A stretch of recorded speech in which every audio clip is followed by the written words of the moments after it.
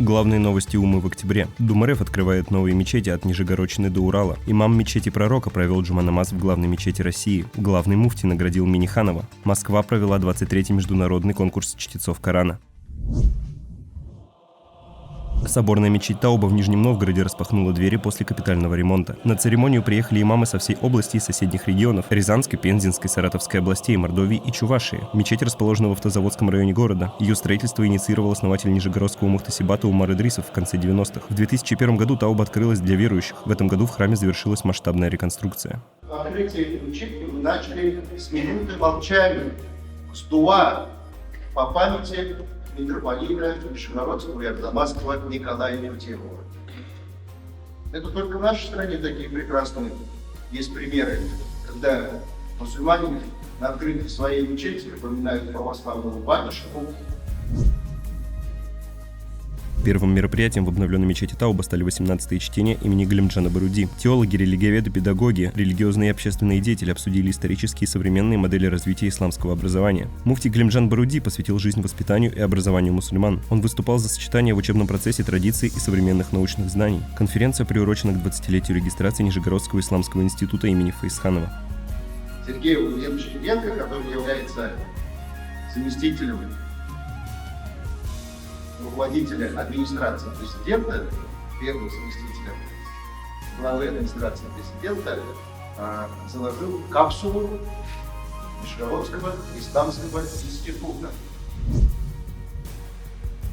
На территории горно-металлургической компании «Удаканская медь» открылась мечеть. Ее возведение на предприятии стало свидетельством заботы руководства о духовной жизни работников в гармонии между трудом и верой. Председатель Думы Забайкальского края имам Мухтасиб Алмаз Салахов вручил представителям компании благодарственные письма от главного муфтия шейха Равиля Гайнуддина. Особая ценность этого события заключается в том, что в строительстве участвовали и мусульмане, и православные, трудясь ради одного благого дела, что стало символом дружбы, сплоченности и единства людей, объединенных общим стремлением к добру.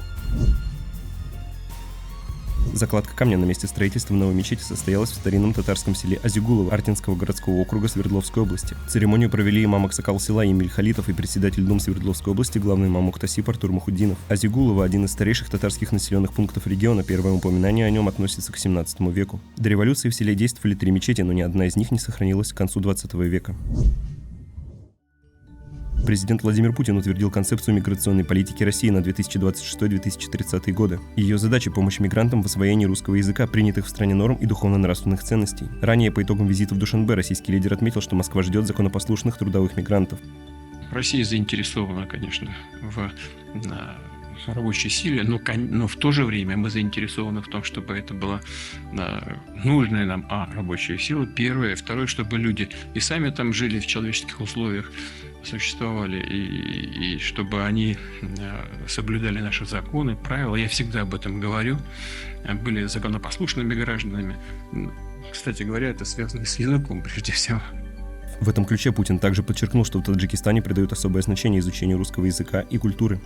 Всем хорошо уже известно, я скажу, тем не менее, еще раз, в Таджикистане изучение русского языка и русской культуры придают особое значение. Самое-то главное, что статус русского языка закреплен в законе. И это очень важно. Решать проблему образования для детей-мигрантов призвал глава Совета при президенте по правам человека Валерий Фадеев. На круглом столе по совершенствованию миграционной политики в Ташкенте он заявил, что в России не ходят в школу несколько сотен тысяч детей-мигрантов. Иногда у нас в России тоже машут рукой. Да ладно, пусть они как хотят, так и живут. Это неправильно. Так нельзя. Надо, видимо, готовить детей заранее, если родители хотят, чтобы они ехали в Россию. Надо продумывать, если уж безвыходная ситуация, как детей учить русскому языку в России. В доме Пашкова на встрече Раисы Рустама Минниханова с татарским землячеством Москвы главный муфти шейх Равиль Гайнуддин наградил главу республики орденом Думы РФ за заслуги. Духовный лидер мусульман России поблагодарил Минниханова за заботу о нуждах жителей республики. Если Минтимер Шарипович является татар бабасы, бабай, вы считаетесь татар атасы, отцом татар. Потому что они любят вас, они доверяют вам, они благословляют вас. Как и я молю Аллаха благословить вас. Наградить высшей наградой мусульман России орденом за заслуги главу Раисы Республики Татарстан Миниханова Рустама Нургалиевича.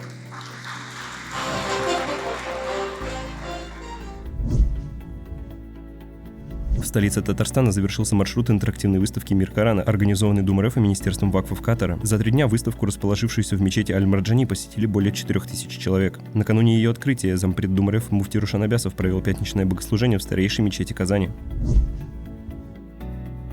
Награду из рук главного муфтия шейха Равиля Гайнуддина, орден Дум РФ за заслуги, принял посол Ливана в России Шауки Бунассар, завершающий свою дипломатическую миссию в стране. Духовный лидер подчеркнул заслуги господина посла в укреплении связей между государствами и народами двух стран.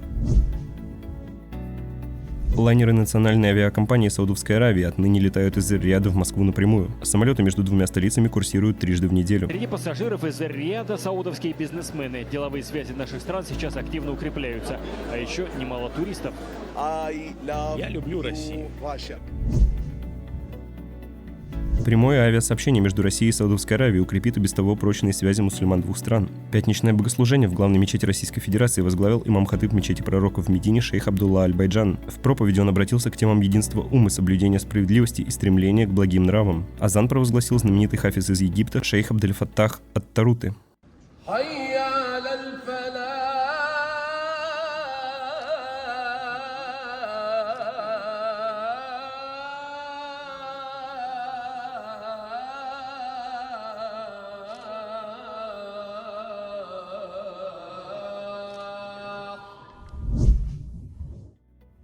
Московскую соборную мечеть посетила и правительственная делегация Саудовской Аравии в начале официального визита в Россию для участия в выставке «Золотая осень-2025». Директоров департаментов Саудовского агропромышленного комплекса встретил зампред Дум РФ, управляющий делами Рафик Фаттахидинов. С гостями также пообщались генеральный директор Международного центра стандартизации и сертификации халяль при Дум РФ Айдар Газизов и первый зампред Дум РФ муфти Дамир Мухиддинов.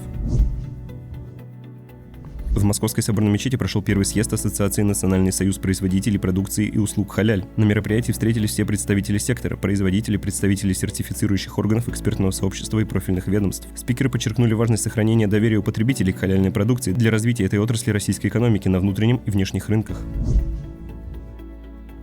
Представители Дум РФ приняли участие в международном экспортном форуме «Сделано в России». На сессии «Россия ОАЭ. Мосты новых возможностей» выступил зампред Дум РФ муфти Рушан Абясов. Он отметил особое значение культурного взаимодействия в создании устойчивой платформы доверия между Россией и Арабскими Эмиратами. Спикеры также подчеркнули высокое место российско-эмиратского сотрудничества в отечественной и внешней торговле. Главный муфти шейх Равиль Гайнуддин посетил торжественный вечер по случаю 20-летия телеканала Russia Today в Большом театре. Коллектив канала поздравил президент России Владимир Путин. Глава государства поблагодарил журналистов за преданность профессии и долгу отстаивания правды в глобальном информационном пространстве. Успех Арти доказывает, что традиционные российские ценности разделяют сотни миллионов людей во всем мире, отметил муфти Гайнуддин. В Госдуме прошел круглый стол о помощи людям в трудной жизненной ситуации под председательством депутата Яны Лантратовой. Генеральный директор благотворительного фонда «Закят» при Дум РФ Сулейман Аджиев рассказал о направлениях фонда в помощи бездомным. Есть несколько программ, которые направлены на поддержку таких людей. Это, в первую очередь, это горячее питание, кормление. Мы еще закрываем потребность в теплой одежде, особенно в зимний период это актуально. Также мы отдельно рассматриваем заявки на медицинскую помощь. С 2021 года «Закят» выделил больше 2 миллионов рублей на еду для почти 19 тысяч человек. По 2,5 тонны вещей в год раздают волонтеры фонда. Это средства гигиены, детская мебель, инвалидные коляски и ходунки. Дум РФ, Дум Москвы и благотворительный фонд «Закят» провели гуманитарную миссию на Донбассе. Солдатам на передовой и джамаату Мариуполя мусульмане столицы передали халяльную тушенку, сладости, коврики для намаза, Кораны и сборники дуа. Мусульманскую атрибутику также получили представители религиозных общин ДНР. Участники миссии посетили пострадавшую от прилетов мечеть Ахад-Джами в Донецке, которая до сих пор не работает. Здание продолжает подвергаться обстрелам. Гуманитарная миссия в том числе была приурочена к прошедшей в Донецке Всероссийской конференции «Укрепление традиционно российских духовно-нравственных ценностей, сохранение духовного суверенитета Российской Федерации». Мероприятие провели Дум РФ и Дум ДНР при содействии Фонда поддержки исламской культуры, науки и образования.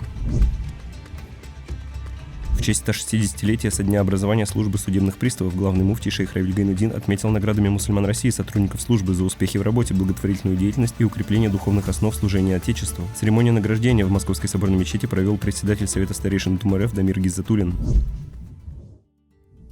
Московский исламский институт и Кыргызский государственный университет имени Айшиналы Арабаева заключили меморандум о сотрудничестве и взаимодействии. Документ подписали ректоры Айгуль Абдраева и Дамир Мухиддинов в Бишкеке на полях международной конференции «Интеграция науки, технологий и инноваций в образовании». Накануне форума первый зампред ДумРФ выступил с публичной лекцией перед студентами и преподавателями кыргызского вуза.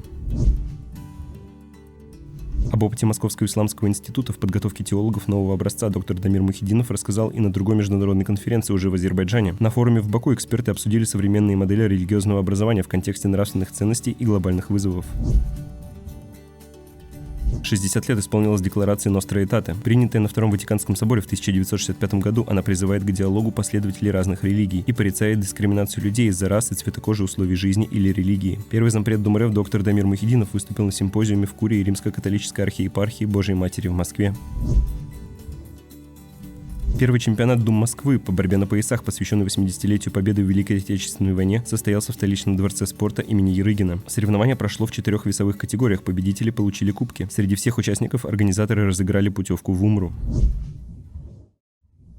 Издательский дом Медина представил документальный фильм «Служение нации и религии», посвященный 70-летию главы Духовного управления мусульман Нижегородской области Кадия Гаяза Закирова. Картина, созданная по заказу ДумРФ, рассказывает о жизненном пути и многолетней работе религиозного лидера.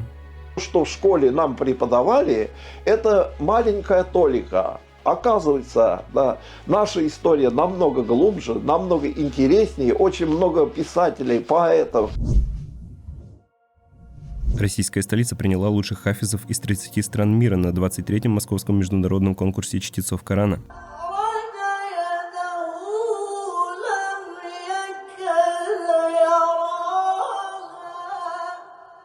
صدق الله العظيم. В этом году партнером ДумРФ по проведению мероприятия выступил Университет гуманитарных наук имени Мухаммеда бин Зайда. Лучшим стал хафиз Исхак Абдаллахи из Ирана. Награду ему вручили глава ДумРФ муфти шейх Равиль Гайнуддин и председатель Генерального управления по делам ислама и вакфов ОАЭ министр Амар Хаптур Аль-Дери. Второе место разделили чтецы из Ливана и Малайзии. Третье занял индонезийский хафиз. На церемонии закрытия конкурса главный муфти шейх Равиль Гайнуддин также вручил медаль мусульман России за заслуги ветерану Великой Отечественной войны Фатыху Игнатулловичу Хамидуллину, которому в этом году исполнилось 102 года. Несмотря на политику, на какие-то разногласия, арабский мир, исламский мир с Россией. И мы, мусульмане Российской Федерации, являемся связывающим звеном. Мы являемся мостом между Россией и арабским исламским миром. И гордимся этим.